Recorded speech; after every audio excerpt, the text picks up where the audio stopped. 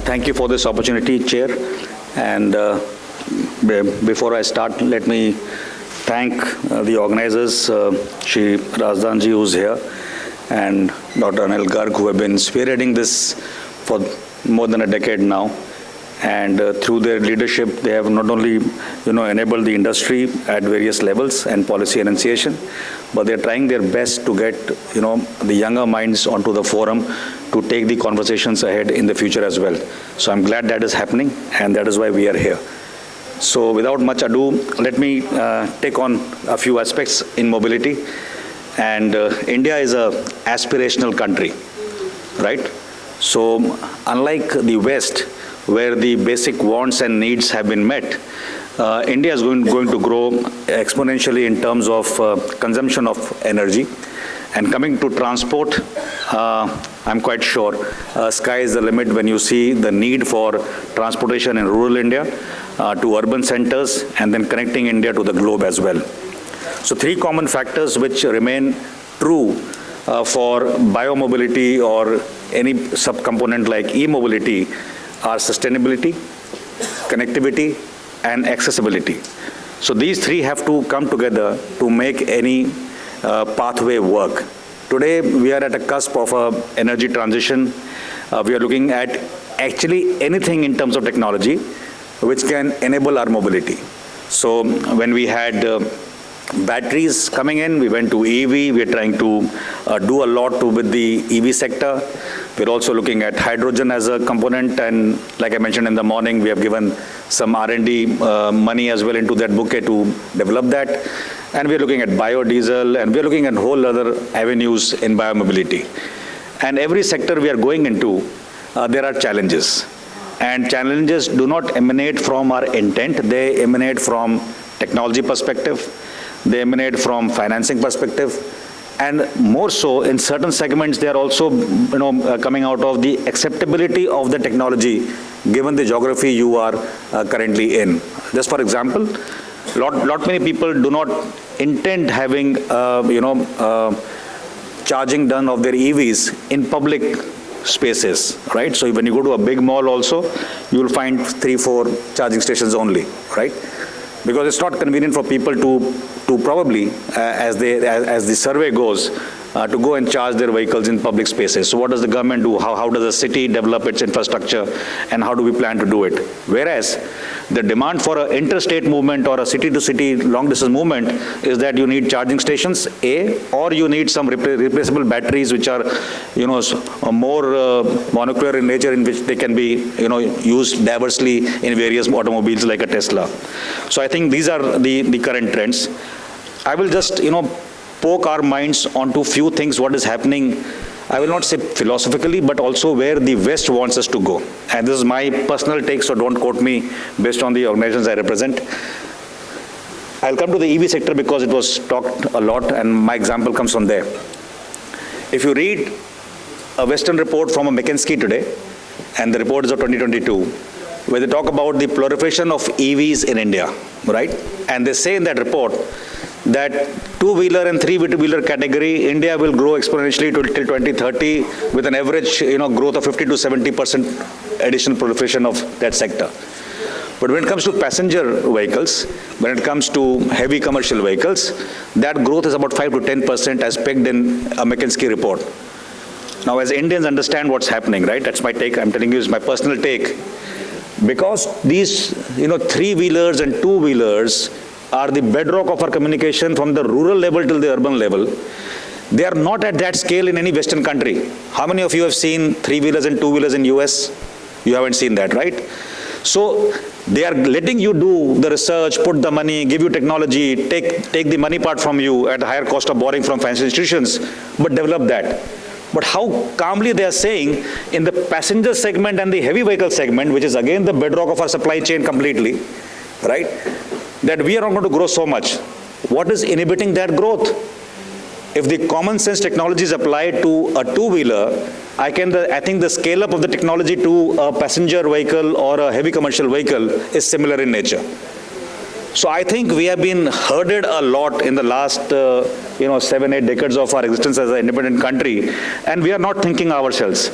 And that is why anybody who comes on this forum and tells us what to do, we start following those guidelines and seeing it as our future. So I think that is where the first thing should go from my mind, especially the young minds. You think differently, okay? Don't go by what I say, don't go by what a Deloitte or a McKinsey or a EY says. They're good companies for research, but they're not the good companies per se when it comes to policy initiation of our country, because our constraints, our possibilities and opportunities are quite different from a Western country or even Europe. So let's see it from that perspective, and let's be a little more proactive. So what does it say? It says that maximum of your R&D, maximum of your so-called co-designing with foreign players involved or co-development, with money coming into India at an easier cost of borrowing, should go into these two segments, which the West says we will not grow in the next 10 years. So I think that is the dimensional change in the mindset which we need to develop, and how to put the money where the mouth is. Coming on to the trends. So you have talked about EV, shared mobility, smart transportation, a lot of connectivity paradigms, AI infiltrating our systems and things like that. Also keeping in mind, inclusive mobility is something which our country has very sanely adopted. You see a Mahindra car, the door comes out, and Prime Minister's initiative towards the Divyangs. I think all that is helping our country to understand our requirements better, and that is where very sanely we are working our steps through. And I was actually very happy when in one of the forums, one of the automobile giants in India, somebody, I don't remember the name, whether it was Anish ji from Mahindra or somebody, he was making a very popular statement in public, and he said it will be difficult for a Tesla to survive in India. And so be it, because the kind of energy we get into our industry today should make the foreign companies come to us as collaborators and partners, not as owners of business and verticals of pathways of energy drive. So I'm very happy because Tata's is there, Mahindra's is there are many others who are fighting the same space, and they're doing very well. And just for a point of joke, when President Trump says the tariff war, and I was telling some diplomat the other day, let's reduce the tariff on automobiles to 0%. I mean, I'm not saying it's the utopian way of thinking, but let's think about it. So even if you make it 0%, how many of us, 1 lakh, 2 lakh people can afford a Tesla? I can't, you can? I'm not sure, right? But how many, if we just improve the ergonomics of a Mahindra or a Tata, or even a Land Rover and a Jaguar, which is manufactured today under the flagship of Tata's, how many can afford that in US? Quite a few. So I think this cross-stream function of understanding the systems is very important, that where our strength lies. Our strength does not lie, or did not lie 3 decades ago in technology, but today we are building up. Our strength lies because our market is so demanding, and it's the biggest growing market on earth. And I think we have surpassed the population of that Chinese domain, right? So we have the market, we have the, wherewithal to do it. Coming to other challenges which will remain, I'll just list those challenges because time is short. One is infra. So whichever side of mobility you look at production of that particular pathway, or you look at execution, or you look at the follow-up in the downstream, everywhere there's a huge requirement of infrastructure. How many of us heard about something which Mr. Gadkari said, I think 3-4 years ago, or maybe earlier, about that he's going to raise some green bonds in which citizens can contribute towards that fund, and we can create our own structures at lower cost of borrowing, right? So such innovative schemes and minds should come into the foray to take care of infra, because infra is absolutely capital intensive. The cost and affordability to a user has to be always the basic, and we have been for generations from our grandfather's time have been asking kitna deti hai in terms of a vehicle, right? So that's our mindset actually.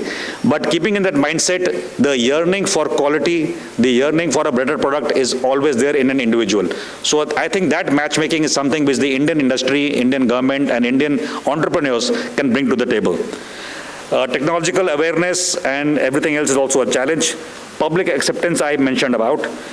Now, coming on to the last part, there are 3 aspects I want to just highlight about. One is urbanization.